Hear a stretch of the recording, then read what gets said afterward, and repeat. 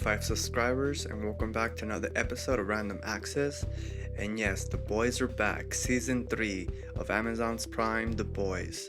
This time around, they released 3 episodes instead of all the episodes at once for you to binge watch.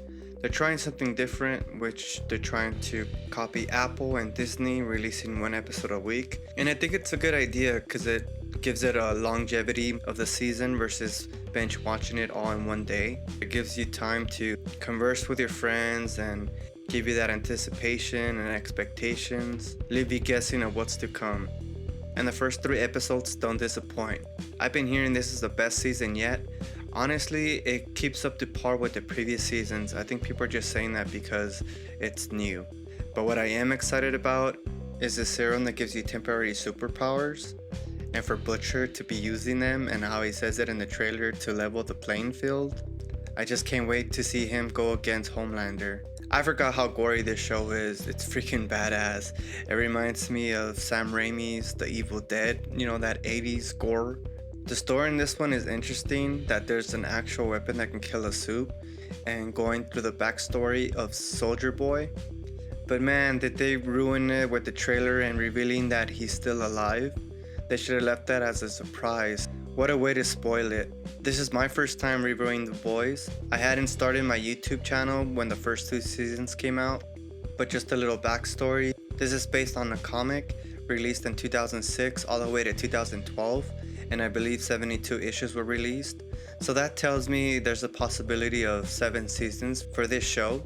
But then again, for example, with Dexter, there was only 4 books and they made up the rest of the remaining seasons, so they can go that route as well.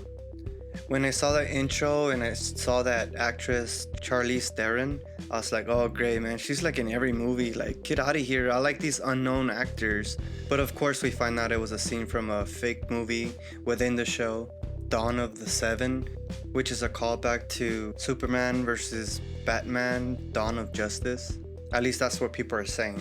I like this show's action sequences, although the choreography isn't all that up to par, but still entertaining. It's comical, it's for mature audiences, and a great story. This show starts off really comical with this soup that can shrink in size, which reminds me of Captain Atom. Yeah, Captain Atom, I believe. And he's fucking this Barbie doll, and at first I was like, well, what's up with this?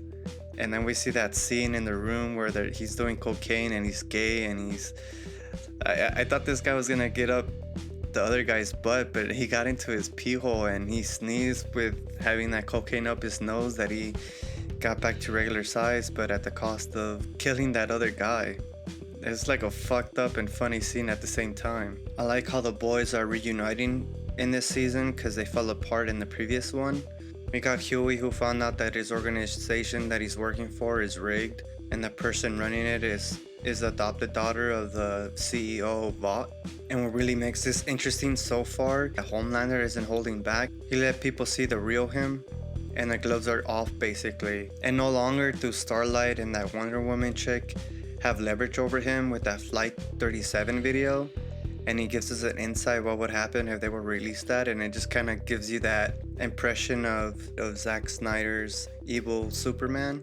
And that scene where he finds out that his points went up gave him a hard on, and that was hilarious. But yeah, for those who may not know, these superheroes are run by a corporation, and it's kind of like a celebrity thing where they're all on Twitter and there's some kind of point system on how popular they are, where there's kind of this facade of who these celebrities are versus what they really are in reality, keeping appearances.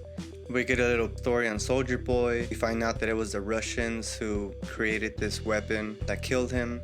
Not about Black Noir, doesn't talk, and wears the mask.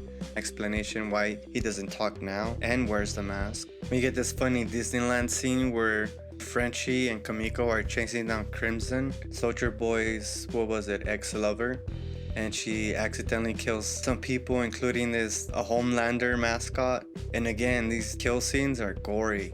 Soup Deep, the Aquaman version of this show, when he's having sex with his wife or fiance, And he's looking at the octopus and he's saying something about you're gonna jack me off with all your 8 arms.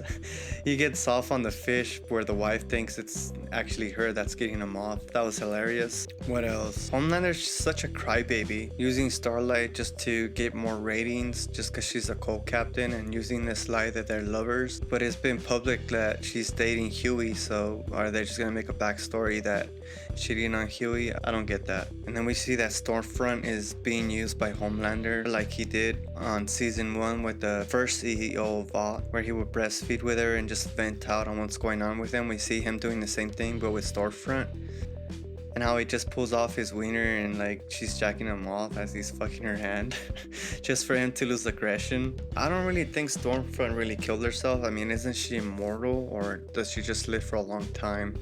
I think we're gonna see her again. I think this is just a ruse to trick us to think that she's dead. Unlike the Butcher, really try to keep his promise and be there for the kid, Becca's kid, his wife's kid, and Homelander's son. But by the end of episode 3, you can kind of see like, you know, this isn't me. I can't do this shit.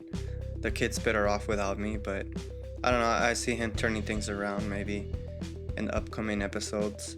But the way that he kicked the, what was it? Soldier Boy's sidekick, gunslinger, something like that, how he just tear them apart. And I'm really curious to see if the rest of the boys are gonna take that serum and we're gonna see like boys versus evil soups, kind of like Captain America Civil War type of thing. Are you liking the fact that there's gonna be 1 episode a week versus binge watching it all in one day? Did you enjoy the first 3 episodes? What were your favorite parts? Let me know in the comments below. Anyways, are you guys excited for this new season? And as always, remember to like and subscribe, and I'll see you on the next one.